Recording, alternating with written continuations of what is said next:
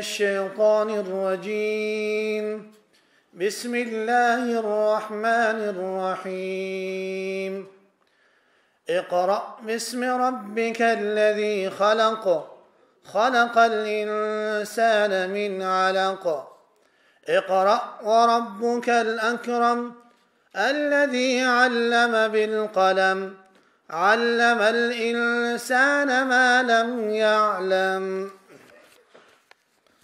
पनाह मांगता हूँ अल्लाह के नाम के साथ शैतान मरदूद से। शुरू करता हूँ अल्लाह के नाम के साथ जो बड़ा मेहरबान निहायत रहम करने वाला है। पढ़िए अपने रब के नाम के साथ जिसने इंसान को पैदा किया और जिसने इंसान को पैदा किया जमे हुए खून से।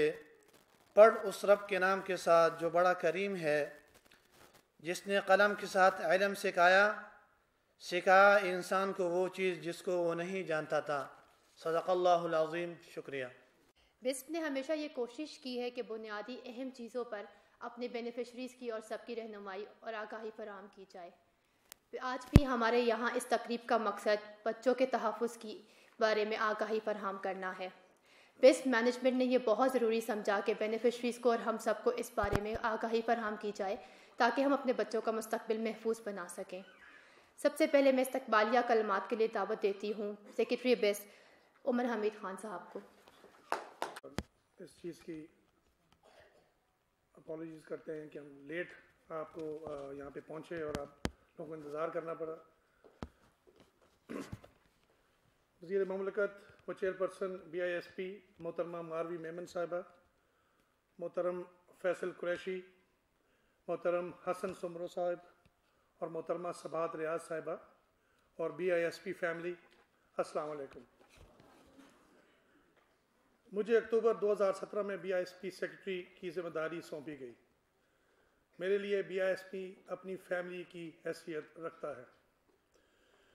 BISP 54 लाख मुस्तहिकीन ख़ानदानों को 4,834 रुपये सहमाही माली इमदाद फराहम करता है। इसके साथ साथ वसीला तालीम जैसे प्रोग्राम के ज़रिए 18 लाख बच्चों को भी तालीम की मद में स्टाइपेंड्स फराहम किए जाते हैं। जब मैंने BISP को ज्वाइन किया तो हमारा वसीला तालीम प्रोग्राम UCT प्रोग्राम चल रहा था। इसके साथ NSCR national socio economic registry जो डेटाबेस है आप लोगों की इंफॉर्मेशन का, उसकी अपडेट 14 अज़ला में जारी थी। 3 महीने की कलील मुद्दत में मैडम की चेयरपर्सन की सरबराही में हमने मुख्तलिफ प्रोग्राम आपके लिए तरतीब दिए, जिसमें अवलन एंडोमेंट फ़ंड का क़याम जो एक मालियाती फ़ंड और वेलफेयर आप लोगों के वेलफेयर के लिए इस्तेमाल होगा। दोम ग्रेजुएशन प्रोग्राम यानी गुर्बत से मुस्तकिल निजात का प्रोग्राम। तीसरा वसीला तालीम को 32 से 50 अज़ला में फैलाना। चौथा CCT यानी कंडीशनल कैश ट्रांसफ़र जिसमें तालीम के अलावा हेल्थ और न्यूट्रिशन को शामिल किया गया है। माँ और बच्चे की सेहत के लिए उनको इंट्रोड्यूस कराना, मुरवजा करना। पाँचवा NSCR अपडेट को 140 अज़ला में ले जाना। छठा 1.5 लाख से 2 लाख माजूर अफराद को आज़ा की फराहमी। BISP एम्प्लॉइज़ के सर्विस रेगुलेशंस, उनकी तरक्कियाँ, प्रमोशन को बेहतर बनाना, फाइनेंशियल रेगुलेशंस और सर्विस रेगुलेशंस को अप्रूव कराना वगैरह शामिल हैं। बलूचिस्तान में 25 नए दफातर का क़याम, ये सारी चीज़ें हमने तरक्याती कामों में इन 2-3 महीनों में कोशिश किया है कि आपके सामने लेके आएँ। आज हम एक बहुत बड़े मसले की तरफ मैं आपका तवज्जो मबज़ूल कराना चाहता हूँ। यूनाइटेड नेशंस कन्वेंशन का आर्टिकल 19 है जो कि बच्चों के हकूक़ के मुतालिक बच्चों के तहफ़्फ़ुज़ के लिए घर और घर से बाहर उनको तहफ़्फ़ुज़ की तलकीन देता है। बच्चे हमारे कौम का मुस्तकबिल हैं। इनके महफूज मुस्तकबिल की ज़िम्मेदारी हम सब पर है। बच्चों के साथ जिनसी तशद्दुद के वाक़यात बरसों से हो रहे हैं।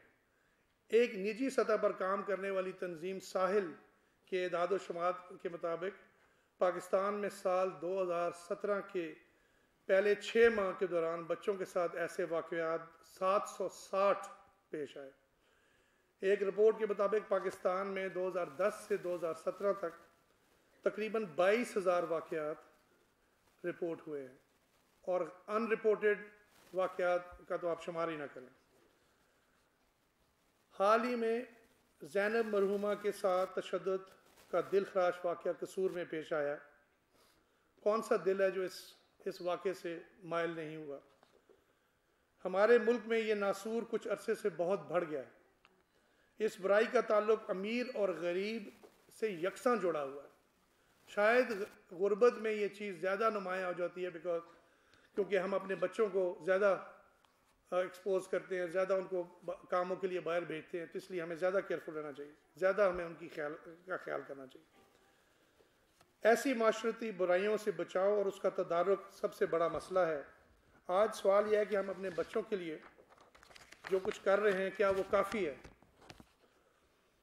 क्या BISP के सेफ्टी नेट में तशद्दुद का अंसर हम शामिल कर सकते हैं? ये हम अपने प्रोग्राम में भी इस चीज़ का जायज़ा लेंगे। बतौर वालिदैन हम सब पर फ़र्ज़ है कि हम ना सिर्फ अपने बच्चों की अच्छी तरबियत करें बल्कि उनके तहफ़्फ़ुज़ और आगाही उनको भी दें। वालिदैन को चाहिए कि वे बच्चों के साथ खुले मजाज से ओपन माइंडेड रवैया रखें कि ताकि बच्चे उनसे कोई भी बात ना छुपाएं और अपने मसाइल आपके साथ हर वक्त शेयर करें। अगर आप महसूस करें कि आपका बच्चा उदास या खामोश है तो उसे नज़रअंदाज मत करें बल्कि उससे बात करें और उससे पूछें। बच्चे के एहसासात को ज़रूर समझें, वक्त निकालें और जब वो बोलें तो उसे अच्छी तरह सुनें और अगर वो ना बोले तो उसकी खामोशी को समझें। इसके अलावा बच्चे को बताएं कि अजनबी शख्स से फासला रखना ज़रूरी है। किसी शख्स को खुद को गैर मुनासिब तरीके से छूने न दें। अगर कोई नाजेबा हरकत करे तो फ़ौरन वालिदैन या किसी बाएतमाद शख्स को बावर कराया जाए जो उनकी मदद कर सके। बच्चे को हरगिज़ अकेला घर से बाहर ना जाने दें। बतौर वालिदैन हमारी अवलीन ज़िम्मेदारी है कि इनको हर तरह का तहफ़्फ़ुज़ इस ज़मरे में फराहम करें। इनके दोस्त, अहबाब और साथियों पर कड़ी नज़र रखें कि वो किन लोगों से मिलते जुलते हैं और क्या करते हैं। बुरी सोबत का असर भी बहुत बुरा होता है। बुरी सोबत ही बुरी कामों का नतीजा होती है। ये भी हम सब जानते हैं कि जिनसी तशद्दुद बच्चे के दिलो दिमाग पर एक मुस्तकिल बुरा असर छोड़ जाता है जो कि बच्चे के रोशन मुस्तकबिल को असरअंदाज करता है। ऐसे मौके पर काउंसलिंग की ज़रूरत पड़ सकती है। स्कूलों में इस किस्म की कैंपेन्स का शुरू कराना अवेयरनेस के लिए बहुत ज़रूरी है। आजकल इंटरनेट का दौर है। इस एक्टिविटी पर कड़ी नज़र रखने की भी बहुत ज़रूरत है कि एक ही क्लिक की वजह से बच्चा एक नई दुनिया में जा पहुंचता है जो उसके लिए मुज़र हो सकती है। और ऐसी कई मिसालें मैंने अपने इर्द गिर्द देखी। हम सबको मिलकर इस बुराई से अपने बच्चों को जो कि इस मुल्क के मेमार हैं, इसका फ्यूचर है, उन्हें महफूज रखना चाहिए और अपने बच्चों को खुद एतमादी सिखाएं।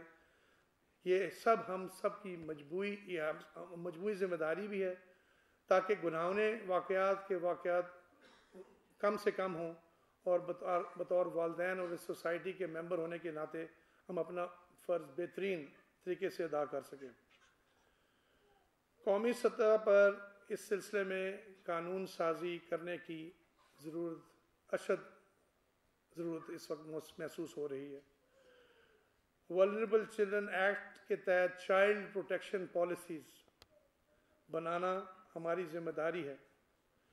इस पॉलिसी के अहम जुज़ में awareness, prevention, reporting, child parent therapy, cognitive therapy, monitoring, accountability, तमाम आंसर मौजूद होने चाहिए।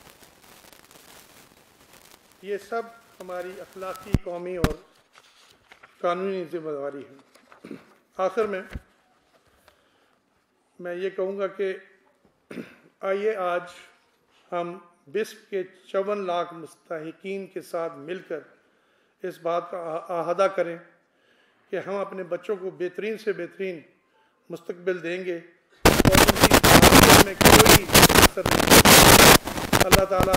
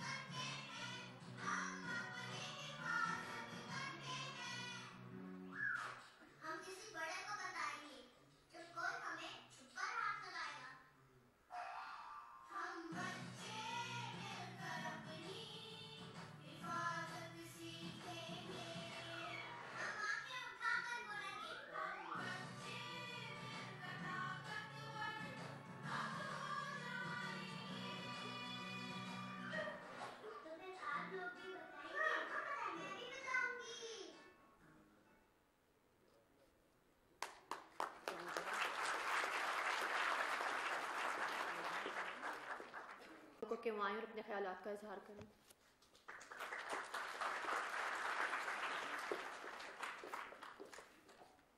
अस्सलाम वालेकुम।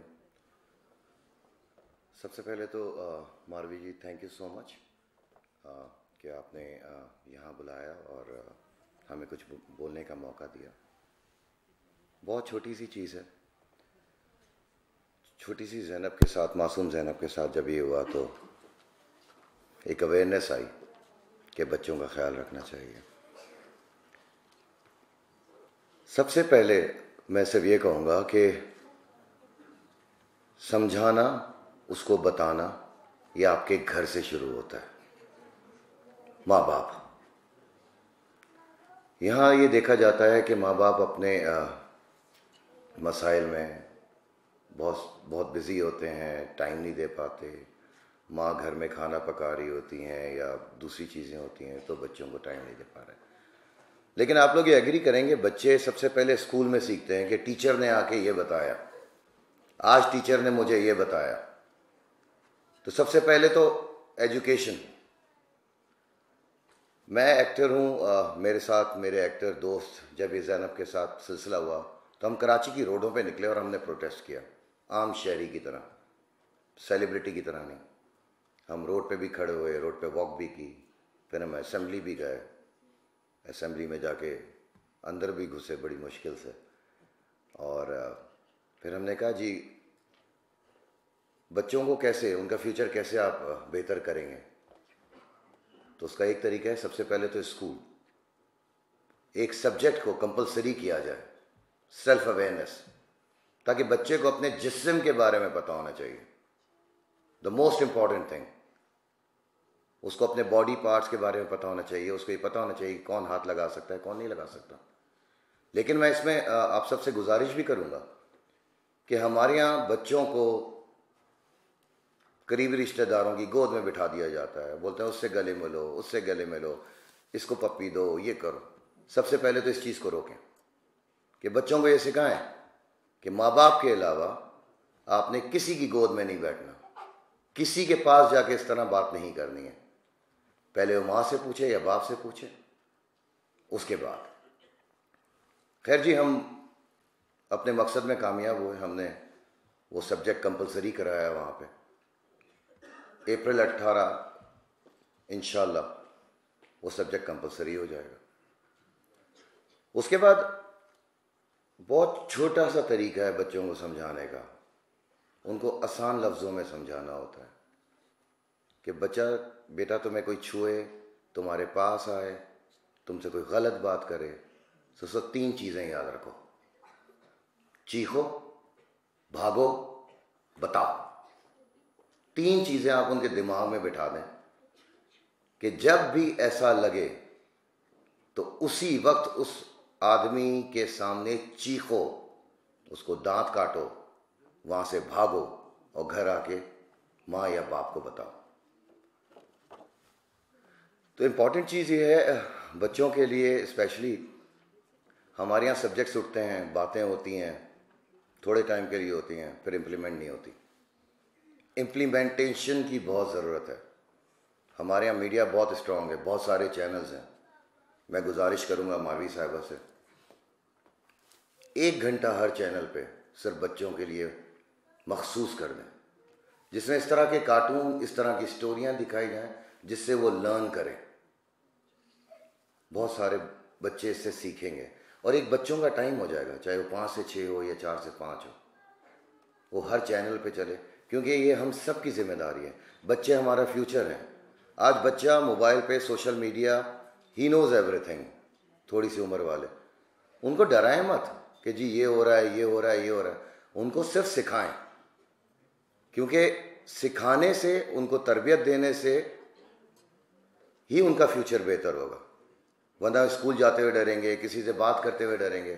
कॉन्फिडेंस भी लाना है आपने, लेकिन ये सब चीज़ें शुरू होंगी आपके अपने घर से पहले। तो अपने बच्चों को इतना स्ट्रांग बनाएं, इतना स्ट्रांग बनाएं, उनको वक्त दें, उनके एक एक चीज़ को बताएं कि जी गर्दन से नीचे कोई भी छूता है, कोई भी हाथ लगाता है, उसको उसी वक्त मना कर दो। बहुत सिंपल सी बात, उसके बाद चीखो, भागो, बताओ। Thank you. साहब, बच्चों पर जिनसी तशद्दुद सबसे बड़ा जुर्म है। विस्प ने आज आपके लिए यहाँ एक मायनाज वकील को भी बुलाया है ताकि वो आपको इस मसले में रहनुमाई कर सके कि अगर किसी के साथ खुदा ना खास्ता कुछ ऐसा वाक़या पेश आए तो उसके बारे में।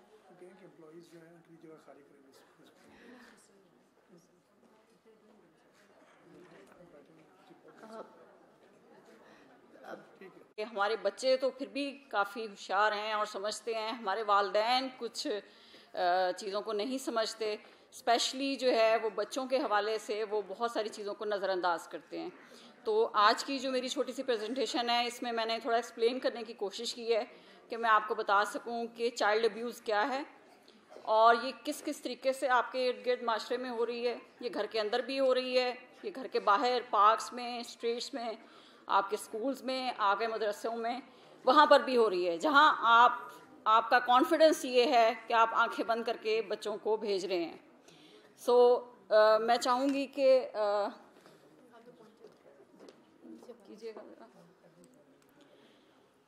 इस सेशन में मैंने फोकस किया है सेक्सुअल अब्यूज़ के ऊपर और फिज़िकल वायलेंस के ऊपर, लेकिन ये ज़रूरी नहीं है कि ये सेक्सुअल और फिज़िकल वायलेंस जो है ये बच्चों और बच्चों के साथ हो, ये हमारी ख़वातीन के साथ भी है।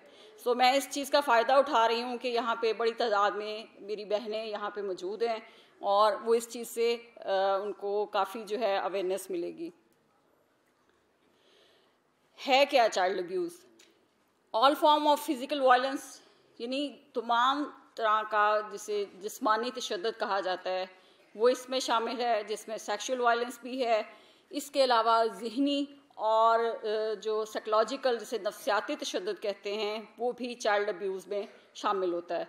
अब देखें कि हम जब बात करते हैं कि बच्चों के साथ क्या ऐसा जिसे हम कहते हैं ना कि ज़हनी और नफ्सियाती तशद्दुद, जिसके ऊपर मैं ज़्यादा फोकस कर रही हूँ, यहाँ से शुरू होते हैं कि जब बच्चे नज़रअंदाज होते हैं घरों में, बच्चे बाहर ज़्यादा टाइम स्पेंड करते हैं और फिर वो ऐसी सोहबत में, ऐसे लोगों में घिर जाते हैं कि जो फिर इवेंचुअली उनको फ़िज़िकल और सेक्सुअल वायलेंस की तरफ ले जाते हैं।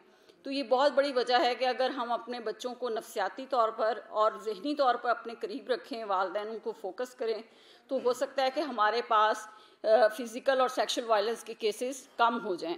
क्योंकि ये मैं मानती हूँ कि हमारे मुल्क में लॉ कम है, लेकिन लॉ जितने भी आप बना लें, जब तक आप प्रिवेंशन की तरफ नहीं जाएंगे, जब तक आपकी अपनी अवेयरनेस नहीं बढ़ेगी, उस वक्त तक आपके लॉज की इम्प्लीमेंटेशन नहीं हो सकेगी। क्योंकि इस वक्त भी जो कवानीन पाकिस्तान में मौजूद हैं उन पर भी उस तरह से अमल नहीं हो रहा, क्योंकि हमारे यहाँ लोग उस तरीके से या तो अवेयर नहीं हैं या फिर वो उसमें जाते नहीं हैं, उसमें प्रोसीड नहीं करते और वापस हो जाते हैं या कॉम्प्रोमाइज़ करने की तरफ चले जाते हैं। फॉरवर्ड कीजिएगा। इसमें सेक्सुअल अब्यूज़ में 3-4 चीज़ें हैं, जिसमें एक रेप है, अटैम्प्ट टू रेप है, सोडोमी है, चाइल्ड प्रोस्टिट्यूशन है। ये चीज़ इस वक्त पाकिस्तान में सबसे ज़्यादा जो कॉमन हो रही है वो चाइल्ड प्रोस्टिट्यूशन है। वो बच्चे जो घरों से नज़रअंदाज होने की वजह से मिस होते हैं, निकल जाते हैं, वो बच्चे इवेंचुअली उन ग्रोहों के हाथ में जाते हैं जो फिर उनको चाइल्ड प्रोस्टिट्यूशन की तरफ लेके जाते हैं। ठीक है। इसी तरीके से इमोशनल और साइकोलॉजिकल अब्यूज़ में मैंने जो इलीगल डिटेंशन और कन्फाइनमेंट की बात की है, ये स्पेशली उस हवाले से है क्योंकि हम काम करते हैं ओवरऑल बच्चों की एवरी काइंड ऑफ प्रोटेक्शन, जिसमें वो बच्चे भी शामिल हैं जो घरों में हैं, इनोसेंट हैं, विक्टिम होते हैं ऐसे इंसिडेंट्स के। इसके अलावा वो बच्चे भी जो किसी वजह से, निगलेक्ट होने की वजह से किसी जुर्म में इन्वॉल्व हो जाते हैं या ऐसे गनौने लोग जो हैं उनको जानबूझ के जराइम में मुलव्वस कर लेते हैं। क्योंकि मैं तकरीबन पूरा साल जेल विज़िट करती हूँ और स्पेशली मैं बच्चों की जेल्स विज़िट करती हूँ, तो वहाँ मैं देखती हूँ बहुत सी ऐसी ख़वातीन हैं जो अपने जिनके छोटे बच्चे यानी कि 12, 13, 14 साल के बच्चे जेलों में हैं, लेकिन उन्हें नहीं ये पता कि इनके बच्चों को एक स्पेशल लॉ डील करता है और उसके तहत उनको प्रोटेक्शन हासिल है और वो कानून जो है वो एक आम जो क्रिमिनल लॉ है उससे फ़र्क है। ये चीज़ भी आपको पता होनी चाहिए कि अगर खुदा न खास्ता आपका बच्चा विक्टिम होता है, यानी उसके ऊपर किसी किस्म का तशद्दुद होता है, वो मुतासरा है, या अगर खुदा न खास्ता वो किसी जुर्म में मुलव्वस होता है, दोनों सूरतों में आपके बच्चों के लिए स्पेशल प्रोटेक्शन है। वो कानून हर लिहाज से आपको देगा, लेकिन आपका उससे अवेयर होना ज़रूरी है। इसके अलावा एक्सप्लॉयटेशन है, जिसमें चाइल्ड लेबर है, ट्रैफिकिंग है। चाइल्ड लेबर भी इस वक्त पाकिस्तान का, मैं मावी साहबा बिल्कुल वो जानती भी हैं, उनकी तवज्जो दिलाना चाहूँगी कि बहुत सारे वाक़यात जो हैं बच्चों के तशद्दुद के, वो चाइल्ड लेबर से अटैच्ड हैं, क्योंकि माँ बाप छोटी उम्र में बच्चों को काम की जगहों पे भेजते हैं और इवेंचुअली ये होता है कि वहाँ पे, और मैंने समटाइम देखा है कि वहाँ रखने वाला शख्स उनको रखता ही इस पर्पज़ के लिए है। उसे पता है कि इतना छोटा बच्चा काम नहीं कर सकता, लेकिन उसका जो इल मोटिव है वो इसलिए उस बच्चे को एंगेज करता है कि उसने उसको किसी और पर्पज़ के लिए यूज़ करना है। तो ये चीज़ आपको अवेयर होनी चाहिए कि अगर आप अपने बच्चे को चाइल्ड लेबर के लिए भेज रहे हैं तो आप भी उसके ऊपर एक वायलेंस कर रहे हैं और उसको एक वायलेंस की तरफ लेके जा रहे हैं, और जिसका नतीजा जो है वो सेक्सुअल भी हो सकता है और फिज़िकल वायलेंस भी हो सकता है। इसी तरह आगे किडनैपिंग और कुछ जो हमारी रसूमात हैं, बनी सवारा वगैरह, उसकी तरफ हमने इशारा किया है। उसके अलावा एक और बड़ी इंपॉर्टेंट चीज़ है जो चाइल्ड वायलेंस के साथ रिलेट करती है, वो चाइल्ड मैरिजेस के हवाले से है। हमारे यहाँ बहुत सारे लोग ये आर्गूमेंट देते हैं कि हम छोटे ही उम्र में बच्चियों की शादियाँ इसलिए कर देते हैं कि हम उनको वो प्रोटेक्शन नहीं दे सकते। तो ये आप ये मत सोचें कि आप शादी करके एक मसला हल कर रहे हैं, बल्कि आप उसको प्रोटेक्शन नहीं दे रहे, आप उसको वायलेंस की तरफ लेके जा रहे हैं। तो चाइल्ड मैरिजेस भी इस वक्त एक सीवियर फॉर्म ऑफ वायलेंस है। मैं चाहती हूँ कि उसकी तरफ भी हमारे जो मुअज़्ज़िज़ीन हैं वो इसको फोकस करें, इस इशू को आगे लेकर आएँ। उसके अलावा जो बच्चे के साथ घर के अंदर एक निगलेक्टफुल एटीट्यूड होता है, और वो मैंने पहले भी जैसे कहा कि घर के अंदर का जो रवैया है, आपका जो माहौल है घर का, माँ बाप का जो बच्चे के साथ एक रवैया है, ये बहुत बड़ा फैक्टर है जो बच्चे को वायलेंस की तरफ भी ले जा सकता है, जो बच्चे को प्रोटेक्शन की तरफ भी लेके जा सकता है। अगर माँ बाप घर में बच्चों की तवज्जो दें और उसकी बात को सुनें, उसको फोकस करें, उसको खुद से अटेंड करें, उसकी जिम्मेदारियाँ खुद से पूरी करें, तो कोई वजह नहीं है कि आपके बच्चे महफूज हों। वजह ये है कि वालिदैन अपनी सरगर्मियों में अपनी जिम्मेदारियां दूसरे लोगों पर छोड़ते हैं, और उसी यही वजह है कि वो बच्चे उस तरीके से अटेंड नहीं हो पाते। अब मैं थोड़ा सा बताना चाहूँगी कि हमारे लॉज क्या हैं। जब भी कभी ऐसा इंसिडेंट हुआ है तो फिर सबसे पहले यही सवाल उठता है कि क्या इस मुल्क में कोई कानून नहीं है। हालांकि ऐसा नहीं है, मुल्क के अंदर कानून है, लेकिन क्योंकि हम कानून के साथ हमारा वो रवैया नहीं है कि हम उसको दोस्ताना तरीके से, हमारे अंदर वो एक सेंस आनी चाहिए, एक एटीट्यूड आना चाहिए कि हम फौरी तौर पर कानून के साथ अपना एक ताल्लुक़ करें, कायम करें और राब्ता करें, और हम ये कोशिश करें कि इस मसले को कानून के मुताबिक ही हल करें। लेकिन क्योंकि हमारा माइंडसेट ये है, हम कोशिश करते हैं कि थाने जाए बगैर हमारा मसला यहीं हल हो जाए, पंचायत में हल हो जाए, हमें अदालत ना जाना पड़े। ठीक है, हमारा कॉन्स्टिट्यूशन ये कहता है कि किसी किस्म की स्लेवरी या किसी भी किस्म का जो तशद्दुद है वो उसके जो है कोई कानून उसकी इजाज़त नहीं देता।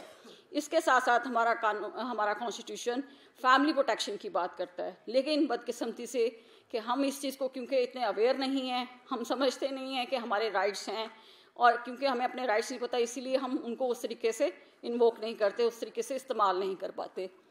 उसके अलावा पाकिस्तान पीनल कोड, ये वो कानून है जिसे आपने अक्सर सुना होगा, ताज़ीरात पाकिस्तान कहा जाता है।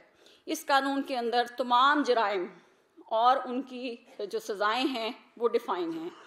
ये वो कानून है जो खुदा ना खास्ता अगर आपका बच्चा या बच्ची किसी किस्म के वायलेंस का शिकार होती है तो इस कानून के अंदर ही उसकी डेफिनेशन है, इसी कानून के अंदर उसका प्रोटेक्शन का सिस्टम है। इस कानून के तहत इसमें आप देखें मर्डर, हर्ट से लेके किडनैपिंग है, सेक्सुअल अब्यूज़ है, और रेप, और जो अदर सेलिंग और बाइंग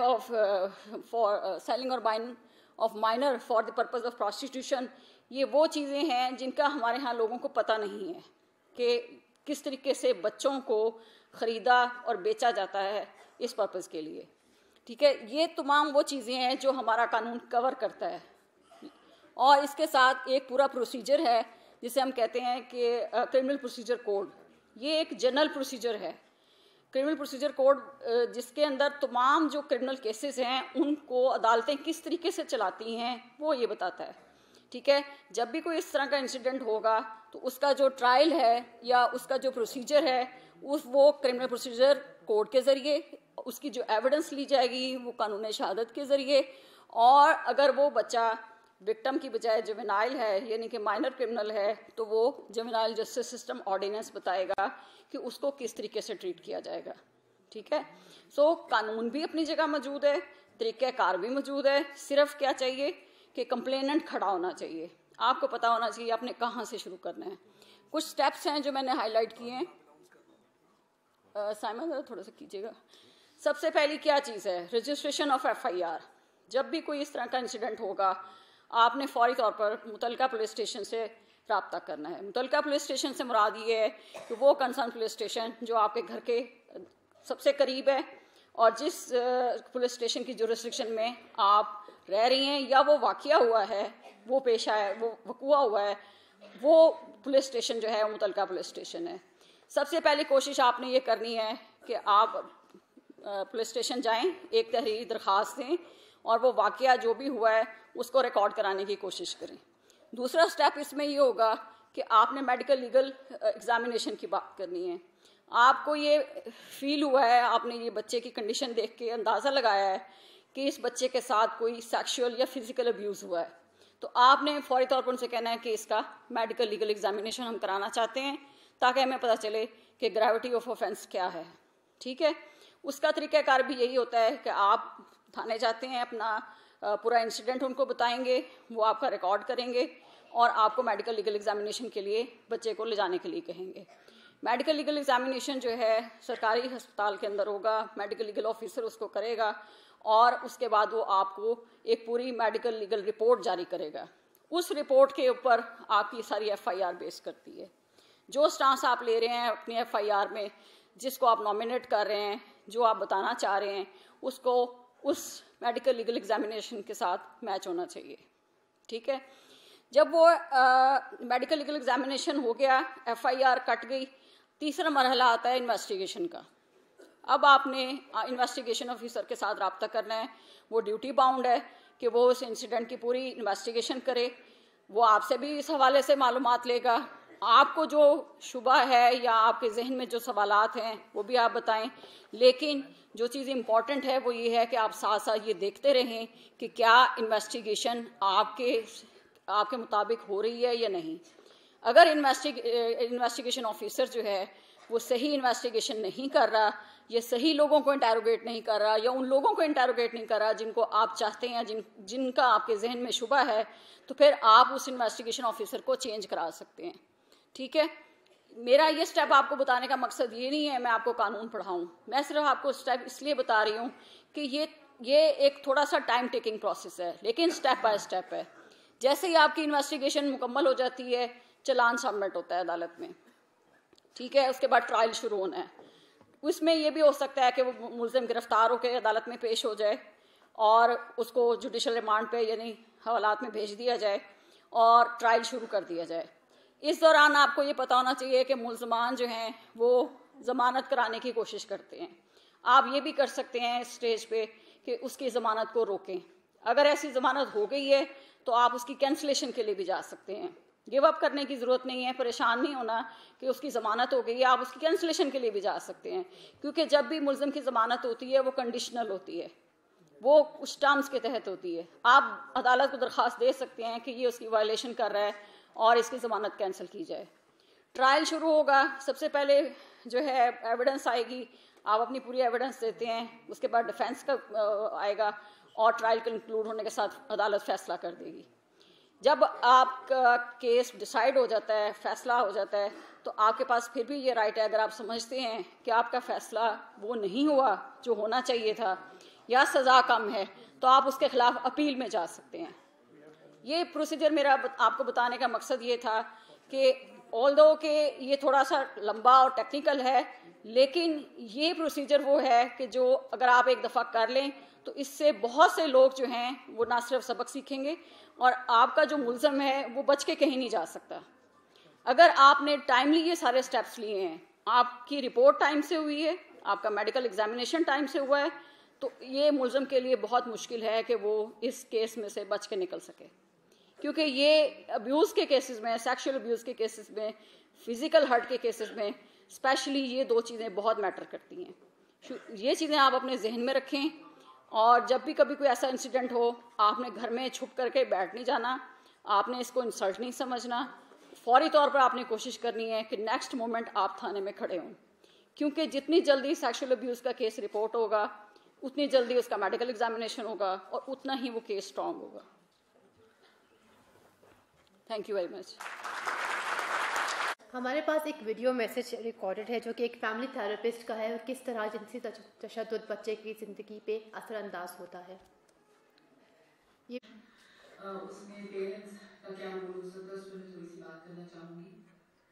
एक तो पेरेंट्स को बच्चों के साथ उनकी बॉडी अवेयरनेस पे काम करना चाहिए, जिसका मतलब है कि उन्हें बच्चों को बॉडी पार्ट्स को लेबल करना चाहिए सही नामों से, बायोलॉजिकल नेम से। दूसरा, उनको बताना चाहिए कि क्या प्राइवेट पार्ट्स हैं, between the organ between the legs, your chest and your behind up are your private parts. ये बताना चाहिए कि प्राइवेट पार्ट्स होते हैं, वो पार्ट्स जो कवर्ड होते हैं और उनको ना कोई टच कर सकता है और ना कोई देख सकता है, सवाए अम्मी अबू के या कोई हेल्थ केयर गिवर जो under supervision. So body awareness is first thing. फिर बच्चों को गुड टच और बैड टच की डिफ्रेंसिएशन समझानी चाहिए, बात करनी चाहिए कि किस किस्म के गुड टच होते हैं और किस किस्म के बैड टच होते हैं। धक्का देना, प्राइवेट पार्ट को टच करना, या ऐसा कोई भी टच जो आप नहीं चाहते वो बैड टच में आता है, और ऐसा कोई टच जो आपको जिस तरह हाथ मिलाना या अच्छे जिस तरह प्यार करना या इवन यहाँ प्यार करना जो आपको अच्छा लगे, वो उनको टच में आता है। तो उसकी डिफ्रेंशिएशन जो है ना, फ़र्क तरीक़ों से, फ़र्क एग्जाम्पल से एक्सप्लेन करना बच्चे के लिए बहुत इंपॉर्टेंट है। फिर concept of privacy is also very important कि अगर आप बाथरूम में हो तो आपकी एरिया वो प्राइवेट एरिया है, वहाँ कोई नॉक के बगैर नहीं आ सकता। अगर आप कपड़े बदल रहे हो तो you have the right for privacy, उस वक्त कमरे में कोई ना आए। तो कॉन्सेप्ट ऑफ प्राइवेसी जो है ना, वो बच्चे मेंटेन करना भी बहुत इम्पॉर्टेंट है। फिर हमारे यहाँ पर बच्चों से ना बात नहीं करते बेसिकली पेरेंट्स, बिल्कुल भी। अगर कोई बच्चा सवाल करे तो उसको चुप करा देते हैं, ये कह के नहीं बेटा आपका ये अभी तो आप बड़े छोटे, आपको तो समझ आए। अगर वो सवाल कर रहा है तो इसका मतलब है कि उसके जहन में मतलब बात आ गई है या उसने कहीं से सुन ली है, और इससे बेहतरीन क्या होगा कि आप उस चीज़ को क्लियरफाई करें या आप उस चीज़ को बेहतर तरीके से समझाएं उसकी एज अप्रोप्रिएटली। तो अगर आपका बच्चा आपके पास कोई कंसर्न किसी किस्म का भी लाता है, आप उससे बात करें, उसको शट डाउन ना करें या उसको शेम ना करें, बिकॉज अगर आप ये करेंगे तो वो आपके पास नहीं आएगा। तो वो एक स्पेस जो क्रिएट करनी है ना अपने और अपने बच्चे के दरमियान, ताकि उसको कोई भी मसला हो वो आपसे आके डिस्कस कर सके, ये ना सोचे कि अम्मी अबू ने चुप करा देना है या डांट देना है। तो that is one of the biggest things जो सिर्फ अब्यूज़ में नहीं, दुनिया मतलब ज़िंदगी की किसी भी डिस्ट्रेसफुल सिचुएशन में ये बच्चा उस स्पेस को इस्तेमाल कर सकता है। These are some of the very basic things जो अगर हम as practice करना शुरू करें as वालिदैन, then तो हम बच्चों की बहुत सी मुश्किलात में उनके पार्टनर्स बन सकते हैं, उनके एडवाइजर्स बन सकते हैं, उनको हेल्प कर सकते हैं, उनको गाइड कर सकते हैं। I hope this helps. Thank you very much. बोल रही हूँ यूनिट से बहुत बड़ी गुफ्तगू शुरू हुई है ज़ैनब के इंतकाल के बाद। वो गुफ्तगू पाकिस्तान में इस वक्त पे पहली बार हो रही है और ये बहुत अहम गुफ्तगू है। हम सबका फ़र्ज़ है कि हम इसको जारी रखें और इसके हिस्सेदार बनें। वो गुफ्तगू के अपने बच्चों की हिफाजत क्यों नहीं कर सके और बेहतर कैसे कर सकते हैं। मेरे अपने ख्याल में सबसे पहले तो जो हुकूमत है उसके कुछ फ़राइज़ हैं, उनको हमारा फ़र्ज़ है कि हम वो देखें कि क्या वो अपने फ़राइज़ निभा रहे हैं। आइन के तहत 5 साल की उम्र के बाद का हर बच्चा और बच्ची स्कूल में होने चाहिए, चाहे वो किसी भी तबके के हों, चाहे वो किसी भी दीन के हों, चाहे वो दिमागी तौर पर मुख्तलिफ हों या जिस्मानी तौर पर मुख्तलिफ हों। उस हर बच्चे का हक है कि वो स्कूल में हो। अगर वो बच्चा गुर्बत की वजह से काम पे भेजा जा रहा है तो हुकूमत का फ़र्ज़ है कि सबसे पहले, हर प्रोजेक्ट से पहले, हर काम से पहले उस गुर्बत को निपटाए जिसकी वजह से बच्चा स्कूल नहीं जा रहा। ये एक जुर्म है और इसको जुर्म की तरह से देखा जाना चाहिए कि बच्चा स्कूल में ना हो। उसके बाद किस मयार की तालीम मिल रही है बच्चे को, ये भी बहुत बड़ी बात है। इसके बारे में हुकूमत को भी सोचना है, स्कूल्स ने भी सोचना है, मीडिया ने भी और हमें भी। हर बच्चे को हक है कि उसको आला मयार की तालीम मिले, चाहे वो किसी भी तबके का हो, किसी भी वजन का हो, चाहे वो जिस्मानी तौर पर फ़र्क हो, चाहे वो दिमागी या नफ्सियाती तौर पर मुख्तलिफ हो बाकी बच्चों से।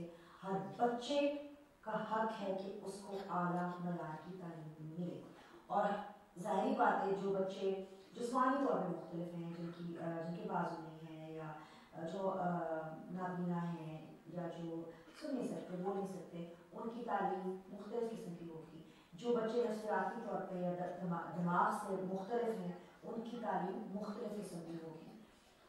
हर बच्चे की तालीम अहम है और हर बच्चे को अहम है कि आला मयार की तालीम मिले। आला मयार की तालीम से मेरा कहना है कि हर बच्चे को हक है कि उसको ऐसी तालीम मिले जिसमें वो बड़े होकर मुआशरे में एक हिस्सेदार बन सके, काम कर सके, रिज़्क़ रोटी कमा सके और उसका दिमाग खूबसूरती से बाकी दुनिया की तरफ मायल हो, उसको एहसास हो कि दुनिया अल्लाह ताला ने कितनी खूबसूरत बनाई है और वो सीखे और खुश हो, पॉजिटिविटी, उसको खूबसूरत बातों की तरफ रुजू करना चाहिए, हसास होना सीखे। अगर हम अपने बच्चों में हसासियत नहीं पैदा करेंगे, नहीं सिखाएंगे स्कूल में, उनको ये नहीं सिखाएंगे कि माहौल की आलूदगी से कल इतना गंदा हो जाएगा माहौल कि वो सांस तक नहीं ले सकेंगे, साफ पीने का पानी नहीं मिलेगा, ये हम अपने बच्चों से बहुत बड़ा हक छीन रहे हैं। तो बच्चों को हसास बनाना आला मयार की तालीम है और ये हर बच्चे का हक है। हर बच्चे का हक है कि वो अपनी तालीम के जरिए खुद एतमादी सीखे, कि वो ऐसे बोल सके जैसे आज मैं आपके साथ बोल रही हूँ, ये सोच के कि शायद मेरी बात कोई सुन ले, लेकिन डर के बगैर, शर्म के बगैर और सच्चाई से, दिल से। ये हर बच्चे का फर्ज है खुद एतमाद होना। तो ये घर से और स्कूल से सिखाया जाता है। बहुत सारे ऐसे स्कूल हैं जो मैं देखती हूँ पाकिस्तान में बच्चों की खुद एतमादी को तोड़ते हैं। बहुत सारे घर हैं और बड़े हैं जो बच्चों की खुद एतमादी को तोड़ते हैं। हमें पहल देना चाहिए और देखना चाहिए, और जब देखा हमें और उन हादसों को रिकॉर्ड करना चाहिए जहाँ पे हम देख रहे हैं कोई असातिज़ा, कोई इंसान, कोई रिश्तेदार बच्चे की खुद एतमादी को तोड़ रहा है जबर से या बुरी बातों से। ये बातें रिपोर्ट होनी चाहिए। इन बच्चों के दिमाग और नफ्सियात की हिफाजत हम सबका काम है। मीडिया का बहुत बड़ा रोल हो सकता है। हम प्रोग्रामिंग नहीं करते बच्चों के लिए बिल्कुल। शाम के वक्त बहुत सारे साथ के प्रोग्राम होते हैं, दिन के वक्त मॉर्निंग शोज का धमाका होता है, बीच में ड्रामे होते हैं, लेकिन आपको पता ही है कि बच्चों के लिए प्रोग्रामिंग महदूद है। बल्कि हमारे बचपन में ज़्यादा होती थी। अलिफ लैला होता था, मुझे याद है, नूनी पापा हैगा होता था, कैसेट कहानियाँ होती थी।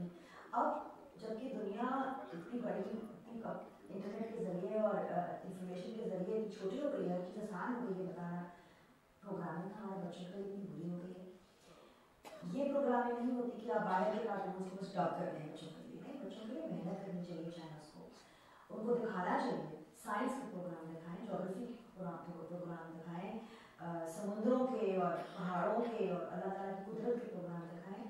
वो कहानियाँ और वो प्रोग्राम दिखाएं जिनमें बच्चा ये सीखे कि दूसरे बच्चे को मारना गलत बात है। वो प्रोग्राम दिखाएं जिसमें बच्चा ये सीखे कि अपने जिस्म की हिफाजत करना सबसे पहले वो खुद करे और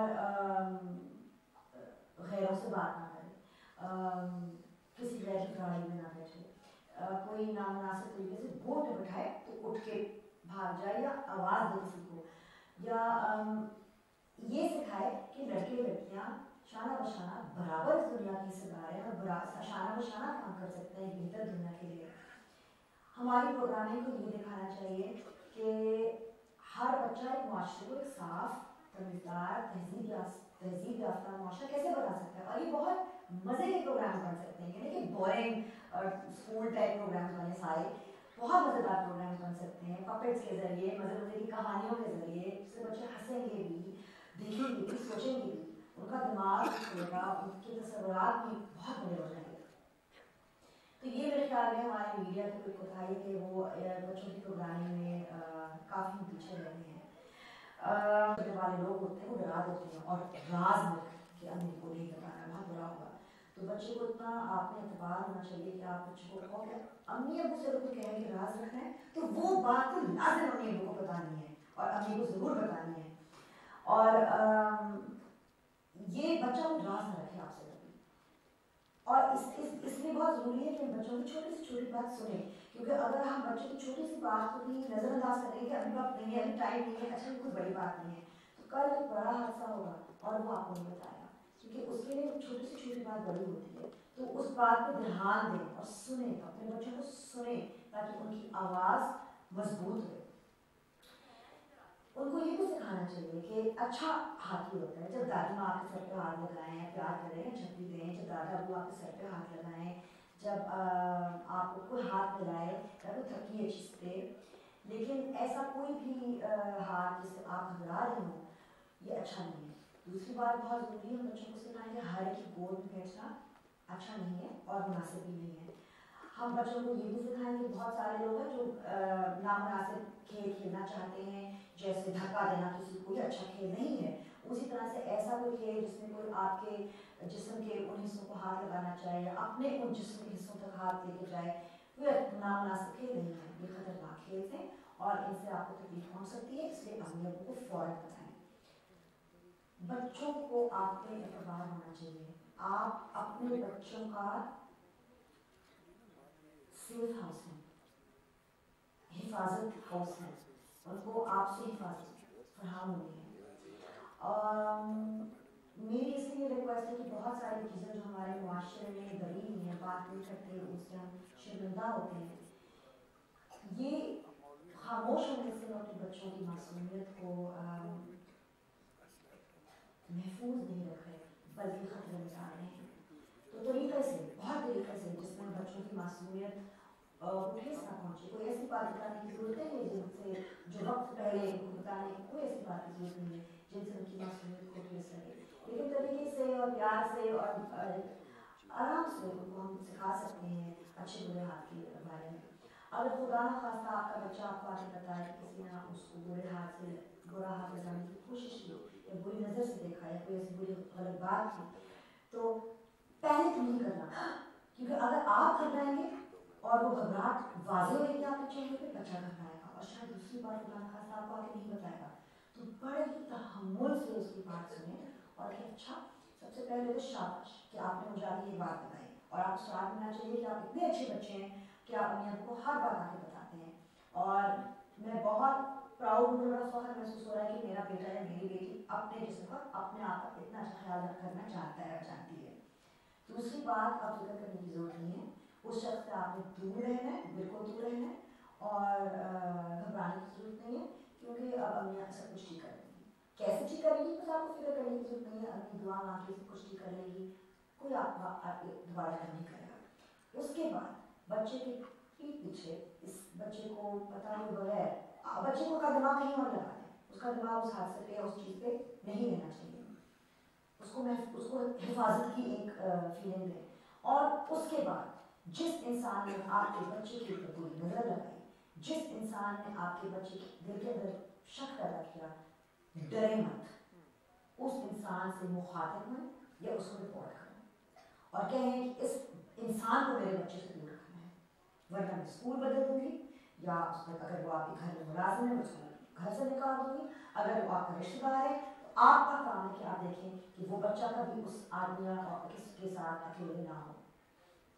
नजर रखें कि आपके रिश्तेदारों में, आपके दोस्तों में, इर्द गिर्द आपके बच्चों के दोस्तों के बारे में कौन सा वो बड़ा आदमी है, कौन से वो शख्स है जिनके साथ आपके बच्चे चुप हो जाते हैं, घबरा जाते हैं। नजर रखें इन चीज़ों पे, क्योंकि बच्चा हर बार सब कुछ नहीं बताता। मैंने ऐसे बच्चों के साथ काम किया है जिनके साथ स्कूल ना जाते हैं, मैंने ऐसे बच्चों के साथ काम किया है जिनके साथ दुकान जाते हुए या बाहर घर से निकलते हुए हादसे हुए हैं, ऐसे बच्चों को जो अवाम हुए हैं और उनके साथ हादसे हुए हैं, ऐसे बच्चों को जिनके अपने वालिद ने, अपने भाइयों ने, अपने कजन्स ने, अपने चाचे खाले खालू मामू या बाप के दोस्तों ने उन पे किसी किस्म की तशद्दुद की है, उनके दोस्तों के घर मर्दों ने तशद्दुद की है और बात से बच्चा नहीं बताता और आपको पता भी नहीं चलता। हर चीज़ पे नज़र रखना हमारा काम है। तो ये मेरी रिक्वेस्ट है आप सबसे कि अपने बच्चों में खुद एतमादी ज़रूर पैदा करें और एतबार पैदा करें।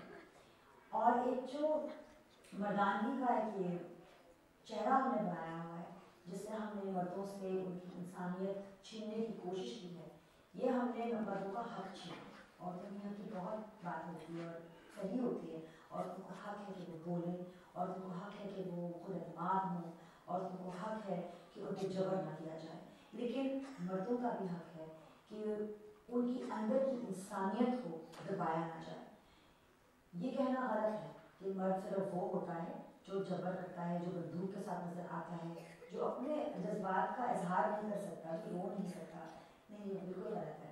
मेरे अब्बा बहुत हसास आदमी हैं और बहुत खूबसूरत आदमी हैं और आसानी से रोते हैं जब उनको अफसोस होता है किसी चीज़ पे, हमेशा नरमी से बात करते हैं, चिड़ियों से, जानवरों से, बच्चों से बेइंतहा मोहब्बत करते हैं।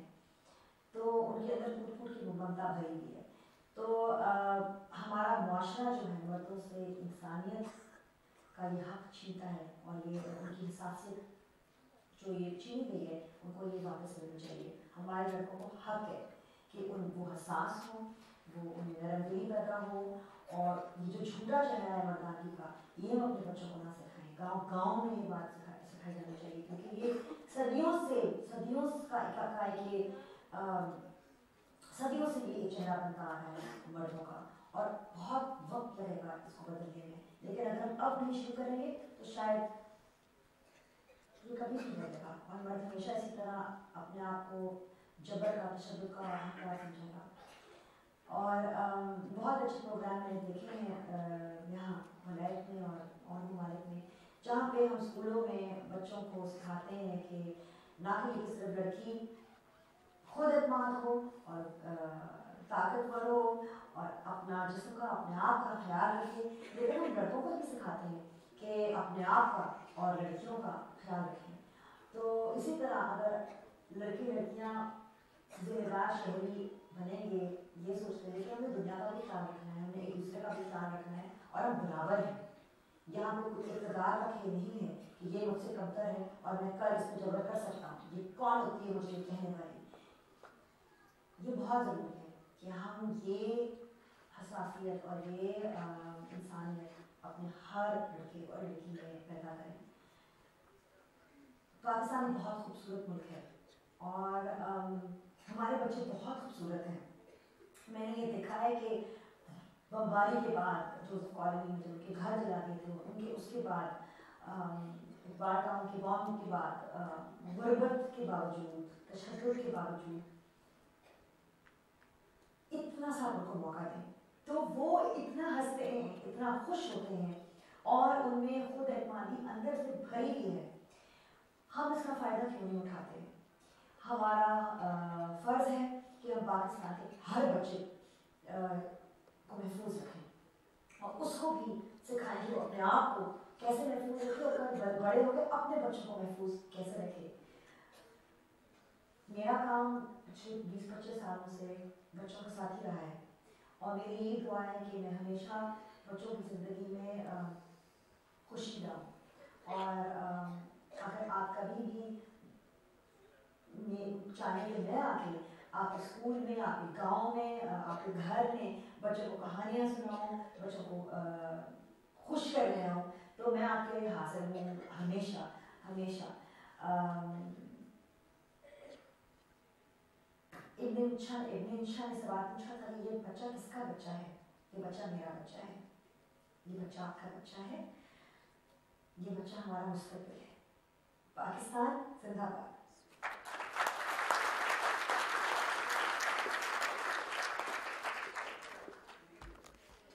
एक मशहूर अदाकार और एंकर तैसूर कुरैशी साहब को कि वो आएँ और अपने ख्यालात का इज़हार इस मौजू पर करना। यहाँ पे बुलाने का, कुछ बात करने का। वैसी बहुत सारी बातें हो चुकी हैं और बच्चों के हवाले से, पेरेंट्स के हवाले से मैं हमेशा एक ही बात सोचता आया हूँ और सोचता रहता हूँ कि बच्चे पैदा क्यों करते हैं।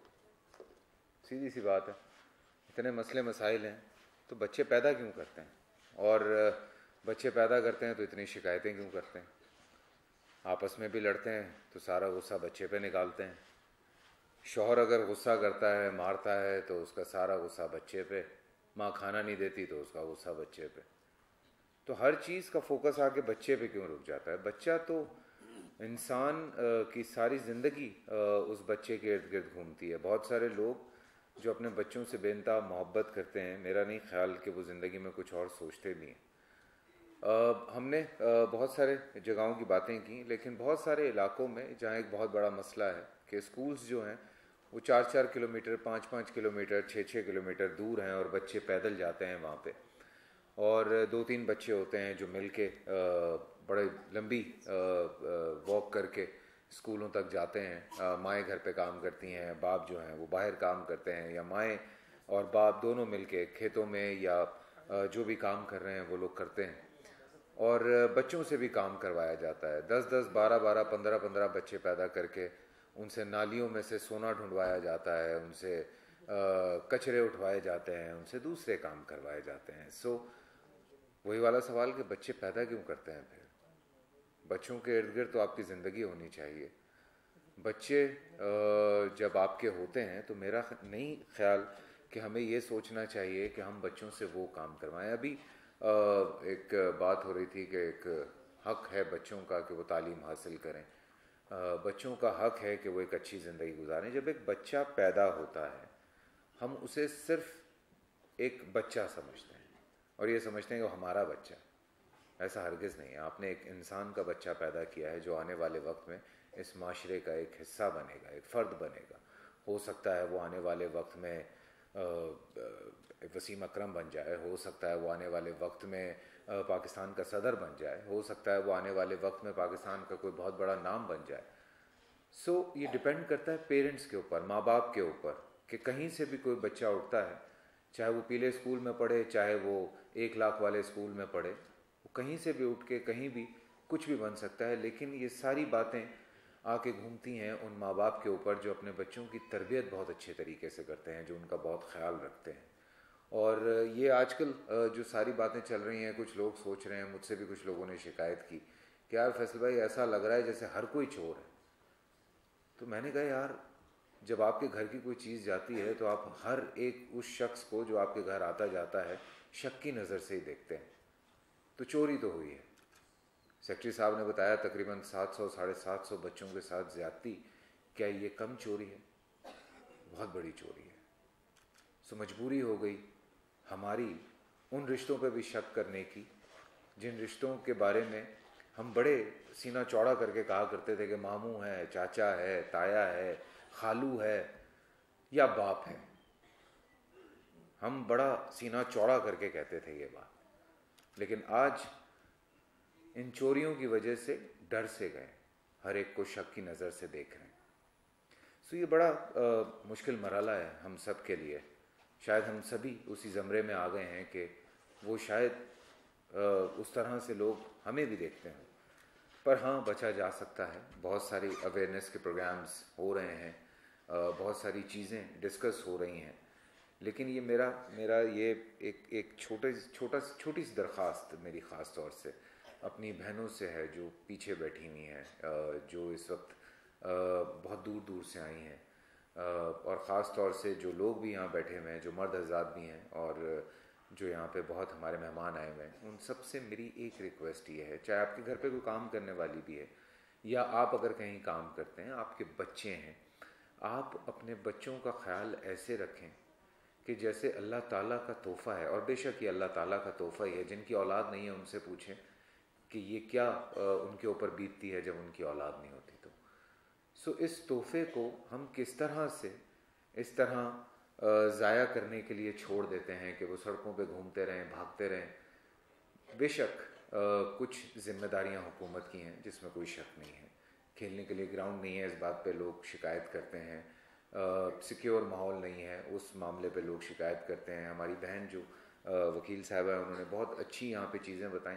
लोग कहते हैं कि जी हम FIR कटवाने जाते हैं, हमारी FIR नहीं कटती। 24 घंटे के अंदर अगर आप रिपोर्ट ना करवाएं प्रॉपरली, आप अपना टेस्ट ना करवाएं जिनके साथ इस तरह का वाक़या हुआ हो, तो सब कुछ ज़ाया हो जाता है। इसीलिए बच्चों की लाशें 4-4, 6-6, 8-8 दिन के बाद मिलती हैं, क्योंकि जो मुजरिम होता है वो बहुत अक्लमंद होता है। सो खुदा के वास्ते अपने बच्चों पे नज़र रखना बहुत ज़रूरी है, अपने बच्चों से बात करना बहुत ज़रूरी है, अपने बच्चों से दोस्ती करना बहुत ज़रूरी है। आपका बच्चा डरे ना, माँ से ना डरे, बाप से ना डरे, और माएँ ख़ास तौर से इस बात से मत डरें कि अगर हमारे शौहर को इस बारे में पता चल गया कि हमारे बच्चे को किसी ने इस तरह से हाथ लगाया तो वो जाके कत्ल कर देगा या वो पता नहीं क्या करेगा। मर्दों को भी चाहिए कि वो थोड़ा सा हौसले के साथ इस चीज़ को संभालें, इस चीज़ को लेके चलें कि अगर आपकी बीवी आपको ये बताती है या आपका बच्चा आपको ये बताता है तो भाई खुदा के वास्ते थोड़े से हौसले के साथ उस बात को सुनें, उस बात को समझें, उस शख्स का घर में आना जाना बंद करें, उस शख्स को मोहल्ले से निकालने की कोशिश करें, उस शख्स के बारे में रिपोर्ट करें। और मैं अभी ये सारी बातें सुन रहा था तो मेरे दिमाग में एक बात आई। मेरी बहन अमेरिका में रहती है, सो वो उसने छोटे से, उसका जो बेटा है 4 साल का और उसकी बड़ी बेटी है, तो उसने ऐसी प्यार से जो बेटे को ऐसे हाथ मारा 4 साल के बेटे को, तो उसकी जो बड़ी बहन थी बच्चे की, उसने कहा कि तुम ठीक हो या मैं 911 पे कॉल करूं। सो ये बात उन बच्चों के दिमाग में डाल दी गई। अब ये बात जो वालिदैन हैं वो भी डालते हैं, ये बात जिन स्कूलों में वो पढ़ते हैं वो भी डालते हैं। सो मैं यहाँ पे ये रिक्वेस्ट करना चाहता हूँ कि इस तरह की एक हॉटलाइन, इस तरह का एक नंबर, इस तरह की एक चीज़। Thank you so much sir, thank you so much, मैंने सुन लिया, thank you so much. So इस तरह की एक चीज़ होना बहुत ज़रूरी है, ताकि बहुत सारी जगहों पे ये हुआ कि बच्चे ने माँ बाप को बता भी दिया। जब मैंने शो किया मेरे पास उस दिन, आप यकीन नहीं करेंगे, मैं हैरान था, मेरे फेसबुक पे जितने मैसेजेस थे दुनिया भर से। छोटी छोटी लड़कियां जो ये कह रही थी कि मैंने अपने पेरेंट्स को बताया था। आप कहते हैं कि बच्चे पेरेंट्स को नहीं बताते। कहती मेरे बाप ने उस बात को रोक दिया क्योंकि वो उनकी बहन का हस्बैंड था, मेरी बहन का घर ख़राब हो जाएगा। कहती लेकिन मेरी ज़िंदगी ख़राब हो गई। पर सगे बाप ने जो भी किया या जिस तरह के लोग ये सब कुछ करते हैं, माएँ रोकती हैं, बाप रोकते हैं इस तरह की चीज़ को। यार औलाद से बढ़कर है क्या दुनिया में? ये बताइए मुझे। अगर कोई चीज़ औलाद या माँ बाप से बढ़कर है तो मेरे सामने ला दीजिए। इस दुनिया में हमें कहा गया माँ का ख्याल करो, माँ की इज़्ज़त करो, बाप की इज़्ज़त करो, औलाद का ख्याल करो। ढाल होने चाहिए आप अपनी औलाद के। उसको ये फ़ख्र होना चाहिए कि मेरा बाप है, ये मेरी माँ है। अगर मुझ पे आँच भी आई तो ये दुनिया हिला देगा। आपका सुपर हीरो जो है बच्चे का, वो उसका बाप होता है। सुपर वुमन जो है वो उसकी माँ होती है। ये होना चाहिए। साबित करें अपने बच्चों को। सिर्फ अपने माँ बाप का ख्याल ना करें कि मेरी माँ है, मेरा बाप है, सिर्फ ये मत करें, अपने बच्चों का, अपनी बीवी का भी ख्याल करें भाई। खुदा के वास्ते ये एक अच्छा प्लेटफॉर्म था, तो मैंने कहा कि मैं ज़रूर इस बारे में बात करूं। और मैं बहुत शुक्रगुजार हूं कि हमारी छोटी सी एक कोशिश, जो ये बहुत प्यारी बच्ची, अल्लाह पाक उसे जन्नत नसीब करे, ज़ैनब, या इस जैसी तमाम बच्चियां जो ऐसे हादसों का शिकार हुई हैं, उनकी वजह से हम बहुत अरसे से इस कोशिश में थे कि किसी तरह से ये बात उठे, ये बात निकले, हम भी आगे बढ़ें, हम भी कोशिश करें। चाहे वो तूबा हो, चाहे वो रिसेंटली आसमा हो, चाहे वो ज़ैनब हो, या कोई बच्चे हों। इमरान एक लड़का था जिसके साथ ज़्यादती हुई थी, या और बहुत सारे केसेस तो रिपोर्ट ही नहीं होते। खैर, तो हम सब इंतज़ार में रहते हैं शायद, पर अब वो वक्त आया जब सभी उठ गए हैं। तो एक अच्छा वक्त है कि हमने भी एक कोशिश शुरू की जिसमें हम ये बार बार कह रहे हैं। मैं अपने शो पे कोशिश करता हूँ कि बच्चों को थोड़ी थोड़ी अवेयरनेस जो है एंटरटेनमेंट के साथ देता रहूँ। बच्चों को किस तरह से आप सिखाएं कि वो डरे नहीं, निडर होना चाहिए बच्चा। कोई इंसान उस बच्चे का हाथ पकड़ के खींचने की कोशिश करता है। बच्चे को घर पे ट्रेनिंग दें कि वो किस तरह से दूसरा हाथ पकड़ के उसके हाथ पे काट ले, किस तरह से चीखे, किस तरह से भागे और किस तरह से बताए। ये हमने भी इसी बात को जो है वो बताने की कोशिश की है कि चीखो, भागो, बताओ। सो हम इस चीज़ को लेके चल रहे हैं और हम चाहते हैं कि आप लोग सब देखें, कब तक आपकी जिम्मेदारियां चेयरमैन साहिबा उठाती रहेंगी, सेक्रेटरी साहब उठाते रहेंगे, या हम किसी वकील के पीछे भागते रहेंगे, या किसी मीडिया वाले को बुरा भला बोलते रहेंगे? हम कब तक ये करते रहेंगे? हम कब तक हुकूमतों को गलत कहते रहेंगे? हम कब तक पुलिस को गलत कहते रहेंगे? हमारे भी फ़राइज़ में कुछ चीज़ शामिल है। हमारा भी फ़र्ज़ बनता है कि हम खुद से भी कुछ करें। कुछ नहीं कर सकते आप मोहल्ले की 40 औरतें मिलके, 10 औरतें मिलके, 5 औरतें मिलके एक ऐसी कम्युनिटी बना लीजिए, एक ऐसी स्ट्रॉन्ग बॉन्डिंग बना लीजिए कि आपके उस मोहल्ले में अगर कोई बात होती है तो आप उस मोहल्ले के किसी बड़े को बता दें, फिर वो जाने और वो जाने। पुलिस नहीं सुनती ना, घर मोहल्ले के बड़े तो सुनेंगे। सो आप औरतों के पास इतनी ताकत मौजूद है। जब हम मर्द घरों में अपनी औरतों की सुन सुन के चुप करके बैठ जाते हैं तो आपकी भी सब सुनते होंगे। यकीन करें मेरी बात, हिम्मत पकड़ें और अपने बच्चों का ख्याल खुद कर सकते हैं। आप लोग खुद से कुछ करना पड़ेगा, वरना इस तरह से अगर हम मदद ही मांगते रहेंगे तो हम मदद ही मांगते रहेंगे। सिर्फ मदद करने के लिए लोग हैं, कोशिश कर रहे हैं, लेकिन अपने आप को भी स्ट्रॉन्ग कीजिए, अपने आप को भी मजबूत कीजिए। बहुत बहुत शुक्रिया। पाकिस्तान जिंदाबाद।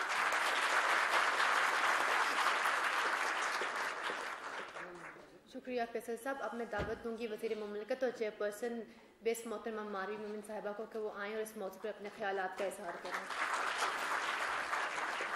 हसन सुमरो साहिब, सबात साहिबा, ख़ास तौर पे मेरी बहुत बहुत प्यारी बहनें बिस की, और मेरे बहुत बहुत प्यारे बच्चे और बिस की फैमिली, बिस के एम्प्लॉयज़, आप सब लोगों को मेरी तरफ से और मीडिया को भी अस्सलाम वालेकुम।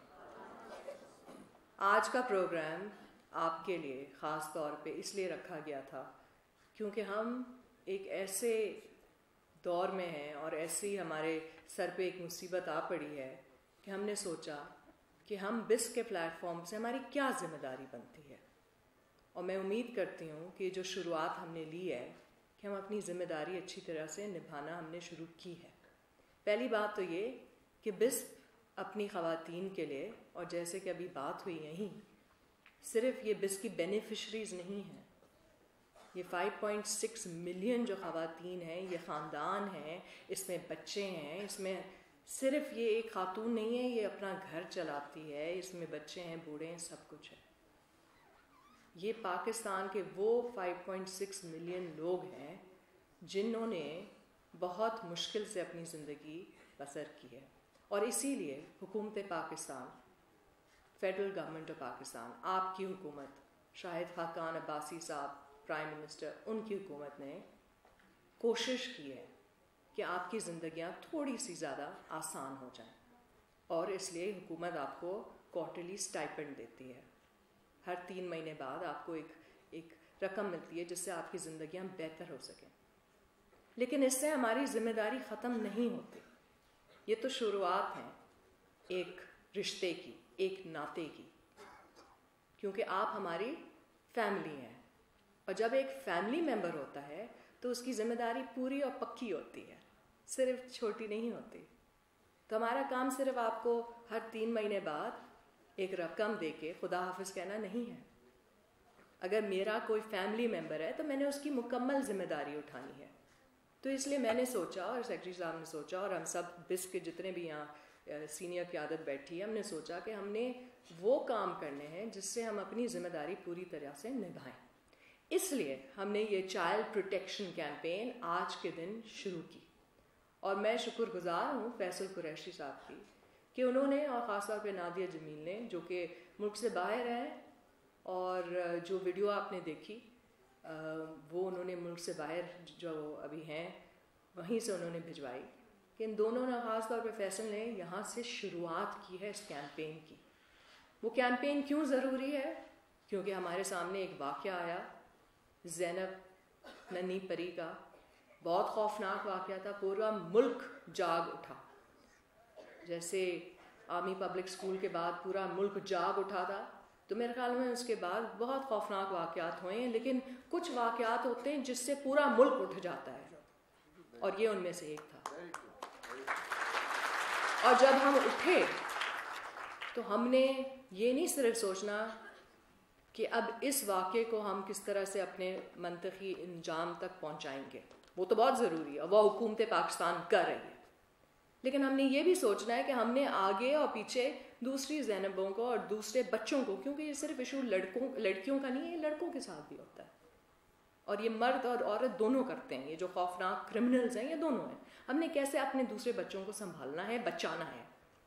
तो पहली बात जो चीज़ क्लियर होनी चाहिए वो ये है कि बच्चों की हिफाजत हम सब की जिम्मेदारी है, मेरी हुकूमत की, हमारे वफाक की काबीना की, आपकी, NGOs की, डोनर्स की,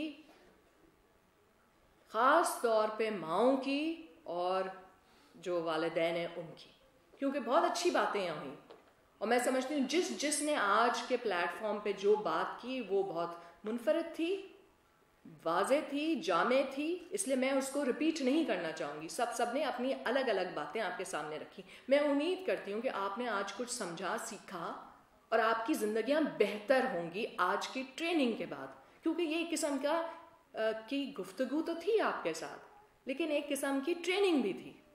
मुझे ये भी फ़ख्र है कि BISP की ऑर्गेनाइजेशन ने अपना नेटवर्क को सामने रखते हुए ये ट्रेनिंग सिर्फ आज हेड ऑफिस में नहीं शुरू की है, ये ट्रेनिंग आज के दिन 40 और ज़िलों में हो रही है।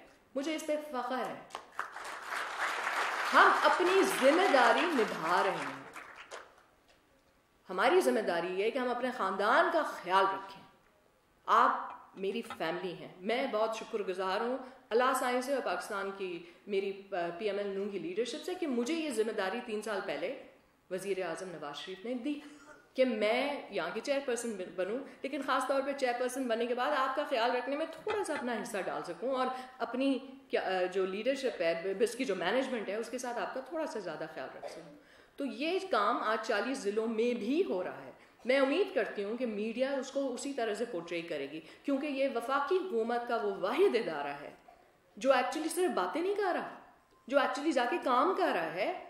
और मैं उम्मीद करती हूँ जो दूसरे वफाकी इदारे हैं हुकूमत पाकिस्तान के, वो भी जाके उसी तरह से काम करें। जैसे आप देख रहे हैं कि पंजाब की हुकूमत के सर पे एक बहुत बड़ा एक ये इम्तिहान आया है, और मुझे फ़ख्र है कि CM पंजाब उसमें काम करते हुए नज़र आ रहे हैं, बातें करते हुए नहीं नज़र आ रहे।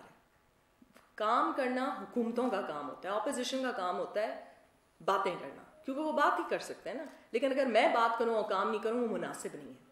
इसलिए हम आज काम कर रहे हैं, हम सिर्फ बातें नहीं कर रहे। काम क्या कर रहे हैं कि आपकी ट्रेनिंग कर रहे हैं, जो चीज़ें इन सारे हजरात ने आपको समझाई, सिखाई, वो हमारा काम है, वो हमारा फ़र्ज़ है।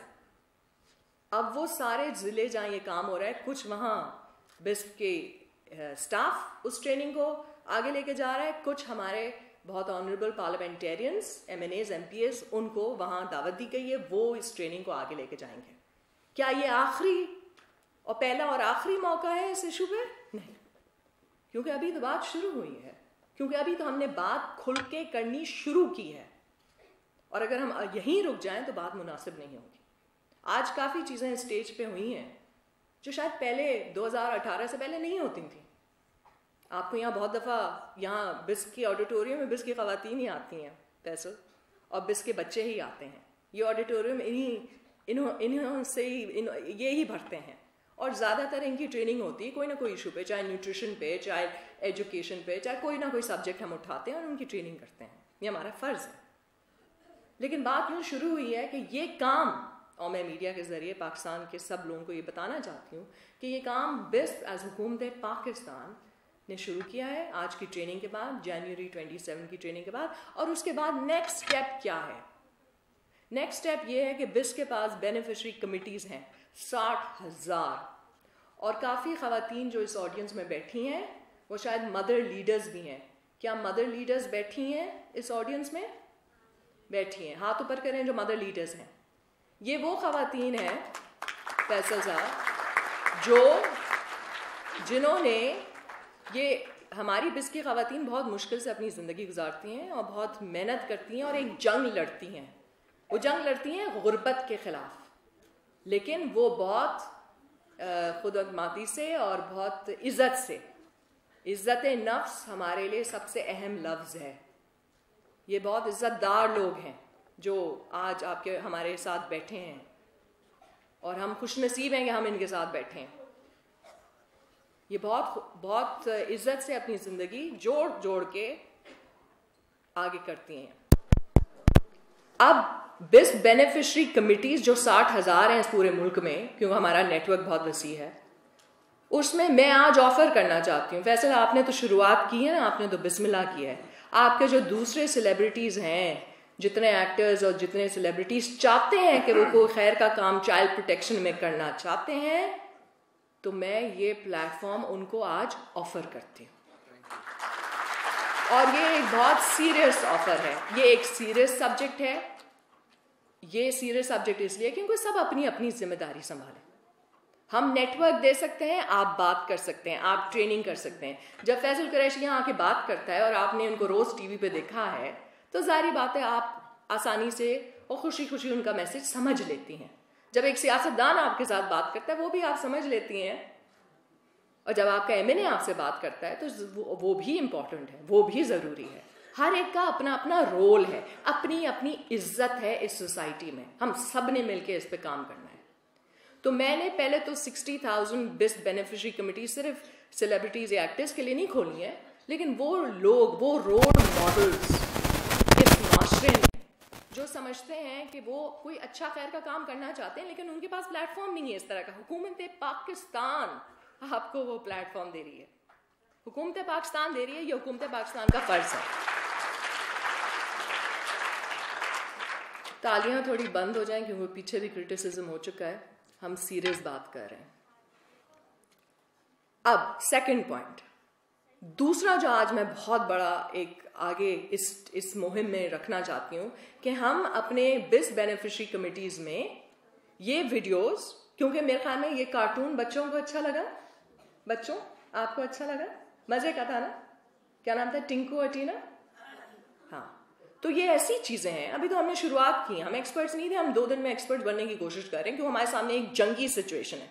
हम जंगी हालात में काम कर रहे हैं। जब बम सर पे आते थे, और जो हमारी जंग जो टेररिस्ट के खिलाफ जो चल रही है, उसमें भी हमने जंगी हालात में मिलके काम किया है। ये भी एक किस्म की जंग है, और ये कोई छोटी जंग नहीं है। चाइल्ड प्रोटेक्शन और बच्चों की हिफाजत बहुत बड़ी जंग है, क्योंकि बहुत बहुत अच्छी बातें इधर ही 5 मिनट पहले हुई हैं कि अगर बच्चे पैदा किए हैं तो उनका ख्याल भी रखना हम सबका अपना अपना फ़र्ज़ है। और एक एक माँ यही चाहती है कि उसका बच्चा उसका फ़ख्र बने। तो फ़ख्र बनाने के लिए एक जंग है, आसान नहीं है इस गुर्बत की सिचुएशन में, क्योंकि मेरी फैमिली, बिस्प की फैमिली को आम मामूली फैमिली नहीं है, वो गुर्बत से अपनी ज़िंदगी आगे कर रही है। और इसी में से बहुत खूबसूरत बच्चे और बहुत काबिल बच्चे निकल भी रहे हैं और निकलेंगे भी। और इसका सबूत हम आपको 31 तारीख जब वज़ीर आज़म साहब इंशाल्लाह ताला यहाँ आएंगे तो वसीले तालीम के प्रोग्राम में आपको देंगे। वो बातें 2-3 दिन के बाद होंगी कि हमारे बच्चों ने किस तरह से आला तालीम ली है। हमारी फैमिली, बिस्प की फैमिली, 5.6 मिलियन ख़वातीन, उनके बच्चे, उन्होंने कितना अच्छी पढ़ाई करके आगे अच्छे नंबर्स लिए। वो बात बाद में होगी, लेकिन अभी हम बात करना चाह रहे हैं कि ये जो बिस बेनिफिशरी कमिटीज़ हैं उसमें हम ये वीडियोज़ और ये सारी चीज़ें दिखाना चाहेंगे। दूसरी चीज़, तीसरी चीज़ ये कि हमने नोट किया है कि माशाल्लाह काम तो इस सब्जेक्ट पे हुआ है। कुछ सूबों में आपकी प्रोटेस्ट से और आपकी जोरी से जो है कुछ करिकुलम भी सही हो गया, आपको हम अप्रिशिएट करते हैं उसमें। कुछ सूबों में पहले से सही है, कुछ सूबों में चाइल्ड प्रोटेक्शन ब्यूरोज बन रहे हैं। मैंने खुद इस पर एक बिल दिया था 2014 में, जो काइंड ऑफ 2016 में एक उसका हुकूमती वर्जन आया। वो मेरी अब मैं उस पर ज़्यादा नहीं बोलना चाहती हूँ, लेकिन मैं डेफिनेटली ये कहना चाहती हूँ कि हुकूमत की जिम्मेदारी बनती है कि प्राइवेट मेंबर बिल्स उठाए और उसको टोटलिटी में ले, यानी कि उसको काट कूट के आगे लेके आए। अब ये बात कि कुछ एरियाज में हॉटलाइन है, कुछ सूबों में हॉटलाइंस नहीं है। पाकिस्तान एक बहुत खूबसूरत गुलदस्ता है जिसमें 4 सूबे, 2 टेरिटरीज, 1 फाटा और 1 ICT है। हमारी जिम्मेदारी सिर्फ एक सुबह की नहीं है। जब हम यहाँ खड़े होकर इस प्लेटफॉर्म से बात करते हैं तो मेरे लिए वो बच्चा जो टोबा टेक सिंह में है, जो ठट्टे में है, जो कहीं भी है, वो उतना ही अहम है जाके जो 6 डिफरेंट इलाकों में जो मैंने नाम अभी लिए। इसलिए हम हर जगह पहुंचने की कोशिश करते हैं। और आपको जो है इसमें आपको मुतमईन होंगे कि फैसल जो ये आज की मुहिम चल रही है वो फाटा तक गई है, क्योंकि नॉर्मली फाटा रह जाता है, लेकिन आज की मुहिम फाटा में भी हुई है। इस्लामाबाद तो ऑब्वियस है, लाहौर ऑब्वियस है, पेशावर ऑब्वियस है, ये कैपिटल्स प्रोविंसेस के तो ऑब्वियस हैं, लेकिन हम हर जगह तक पहुंचने की कोशिश करते हैं। तो इसलिए मुझे लगता है कुछ चीज़ें मिसिंग हैं। जो चीज़ें मिसिंग हैं हम अपना हिस्सा डाल रहे हैं। I hope the others will follow our lead. और आज मैं एक और चीज़ अनाउंस करना चाह रही हूँ जो एक दिल्ली ख्वाहिश थी यहाँ स्टेज से, कि हमारी जो हॉटलाइन है, जो बिस्प की हॉटलाइन है, जिसके नंबर 0800-264-777 है, उस पर हम इस तरह की कंप्लेंट्स भी लेंगे। इसलिए पाकिस्तान का हर बच्चा, बट खास तौर पे मेरी फैमिली का हर बच्चा, मतलब बिस्प की खवातीन और उनके बच्चे, लेकिन ये सिर्फ उनको तो महदूद नहीं है ना, हम वहां तक तो नहीं लाइन क्रॉस कर सकते, लेकिन खास तौर पे आपके लिए ये सहूलत है कि आप इस हॉटलाइन को यूज करें और इस हॉटलाइन को अपना समझें। जब कोई इशू हो और आपके समझ में नहीं आए क्या करना है, क्योंकि कंफ्यूजन भी तो एक होती है ना, इतनी सारी चीजें हमने आपको समझाई हैं, लेकिन इतना आसान नहीं है स्टेप लेना, इतना आसान नहीं है बात करना। जब किसी के साथ तशद्दुद होता है या ज्यादती होती है, हमसे पूछें। हम बड़े बड़े ओहदों पे बैठे होते हैं लेकिन हमसे भी बात नहीं होती कभी कभी। इसलिए जब इस तरह के हालात हों और आप कंफ्यूज हों, आप किसी से बात करना चाहते हैं और रिपोर्ट करना चाहते हैं और एडवाइस लेना चाहते हैं, कॉल कीजिए इस नंबर पे। एक्सप्लेन करें कि ये मेरा नाम है, ये मेरा CNIC है, मैं बिस्क की बेनिफिशरी हूँ या नहीं, लेकिन जाहिर बात है बिस्क की बेनिफिशरीज के लिए ये खोला जा रहा है, लेकिन सिर्फ महदूद नहीं कर सकते क्योंकि ह्यूमैनिटी इज एट स्टेक है, पाकिस्तान इज एट स्टेक है। और बच्चे समझते हैं कि माँ बाप उनकी बात नहीं सुन रहे, कॉल कीजिए, लेकिन गलत चीज़ों के लिए कॉल ना कीजिए इस हॉटलाइन को, क्योंकि ये हॉटलाइन बहुत इंपॉर्टेंट हॉटलाइन। सेकंड ये कि काफ़ी जगह पे हमारी जो खवातीन हैं ख़ास तौर पे, उनमें इतनी जो है शायद उनके पास इतने वसाइल नहीं हैं कि वो लीगल असिस्टेंस ले सकें और एक लॉयर रख सकें और अपना केस फाइट कर सकें। पहली बात तो काफ़ी लोग आगे ही नहीं आते, FIR के चक्कर ही में नहीं पड़ते, क्योंकि बहुत बड़ी बदनामी हो सकती है या बहुत बड़े मसले हो सकते हैं या पैसे नहीं हैं। तो ना बदनामी का इशू होना चाहिए ना पैसों का इशू होना चाहिए। बदनामी का इशू हमने सॉल्व कर दिया। अगर आप बात नहीं करेंगे तो आपका बच्चा जो पहले से अफेक्ट हो चुका है, जिसके साथ ये तशद्दुद ज़हनी या जिस्मानी हो चुका है, वो तो उसके साथ तो आपने अपनी जिम्मेदारी नहीं निभाई ना, उसकी तो आपने प्रोटेक्शन नहीं की। लेकिन बाकी सारे जो बच्चे हैं इर्द गिर्द के, ज़ैनब से पहले और भी थे, ना भूलें कि ज़ैनब से पहले और भी थे, और अगर हम उनके पीछे होते उसी अंदाज से तो शायद ज़ैनब नहीं इसमें जो है फौत होती। इसलिए अगर किसी के साथ ये जाती हुई तो सबका फर्ज बनता है अपने बच्चों के लिए और दूसरे बच्चों के लिए कि फौरन से रिपोर्ट करें। लीगल असिस्टेंस बिस्क दे रहा है बिस्क की फैमिलीज को, हॉटलाइन बिस्क दे रहा है बिस्क की फैमिलीज को, प्लस ऑब्वियसली अदर्स, और उसके साथ साथ हम बेनिफिशियरी कमिटीज में भी ये ट्रेनिंग देंगे। Last but not the least कुछ अनाउंसमेंट्स में मेरा फर्ज है एज चेयरपर्सन अनाउंसमेंट करना ये बात कि ये जो बिस्क की जो बच्चे जो स्कूल जाते हैं हमारे, जिनको हम एक्स्ट्रा स्टाइपेंड देते हैं, माओं को एक्स्ट्रा पैसे दिए जाते हैं फैसल to send them to school, उसके लिए हम स्कूलों में कोशिश करेंगे, क्योंकि ये वफाक का सब्जेक्ट नहीं है, ICT में तो हम कर सकते हैं, लेकिन बाकी सारे सूबों में हम कोशिश करेंगे कि वो ये वीडियोस और ये ट्रेनिंग मटेरियल दिखाएं, क्योंकि एक सूबे ने तो निसाब में डाल दिया है अप्रैल से, लेकिन बाकियों ने शायद डाला है नहीं डाला है, वो बीच में जो भी है, लेकिन एटलीस्ट हम अपनी कोशिश तो करेंगे कि ये वीडियो सिंपल चीज़ें, ये वीडियो ही बहुत इंपॉर्टेंट थी, ये वीडियो कोई छोटी वीडियो नहीं थी, ये जो कार्टून था ये बहुत बड़े मसलों को छोटे छोटे लफ्ज़ों में, आसान लफ्ज़ों में बयान करने का एक अच्छा नमूना था, और ऐसी अच्छी नमूने और भी आएंगे। अभी तो शुरुआत है इस जंग की, ये जंग है उन सब खौफनाक लोगों के खिलाफ जिन्होंने ना इंसानियत की कदर की है, ना इस्लाम का एहतराम किया है, और ना उनको हैवान और जानवर और इंसान होने में कोई फ़र्क नज़र आता है। तो हम ये जंग जीतेंगे। जैसे कि हमारी ख़वातीन ने गुर्बत के ख़िलाफ़ जंग जीती है, हम ये भी जंग जीतेंगे इंशाअल्लाह ताला। अल्लाह ताला हमारे साथ हो, अल्लाह साईं हमारे साथ हो। और मैं उम्मीद करती हूँ कि आज जितने भी लोग आए हों वो जाके अपने दूसरे दोस्तों को भी इसके बारे में बताएंगे और ये जंग मिल के इंशाअल्लाह ताला जीतेंगे। पाकिस्तान जिंदाबाद।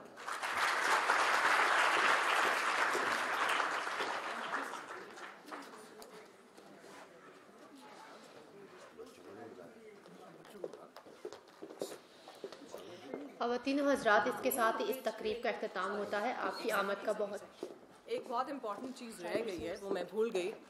वो ये है कि मैं चाहूँगी कि जो बच्चे हैं वो आ जाएं स्टेज पे अम्मियों के बग़ैर, और आएँ, यहाँ से आएँ और यहाँ से आएँ और जल्दी से आएँ, क्योंकि मैं समझती हूँ कि आप फैसल के साथ फ़ोटोग्राफ लेना चाहेंगे। देखें कितने मज़े से सारे के सारे आ गए। अम्मियाँ बैठी रहें और बच्चे आ जाएं और यहाँ स्टेज पे आ जाएं। आ गया, चलो। मुझे एक माइक मिल जाएगा? या एक माइक मिल जाएगा? देयर।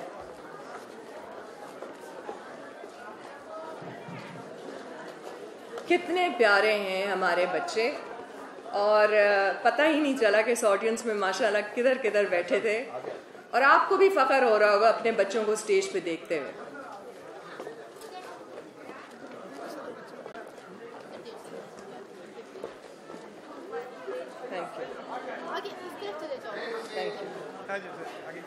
और जो बच्चे स्टेज पे नहीं आ सकते, मेरे ख्याल में फैसल उनको बिठाने की कोशिश में है और वो बैठ जाएं, नीचे आ जाएं, लेकिन सारे के सारे आ जाएं।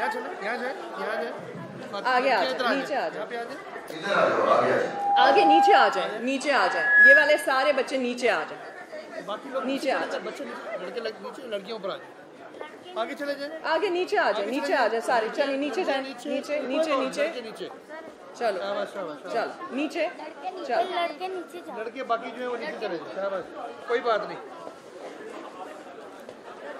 यहाँ पे हो जाए, आगे हो जाए। बेटे आप आगे हो, इनको नीचे भेजो, नीचे अभी तो छोटे बच्चे, इधर आओ, आप आगे जाओ, नीचे से जाओ,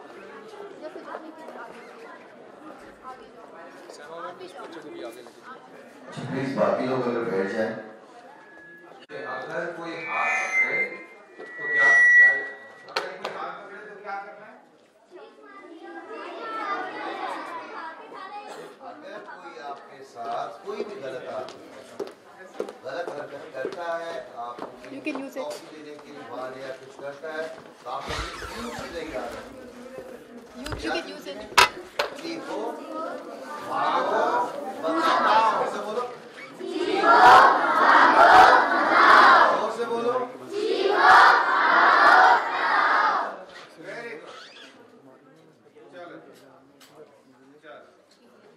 दोबारा बोलेंगे, क्या करना है?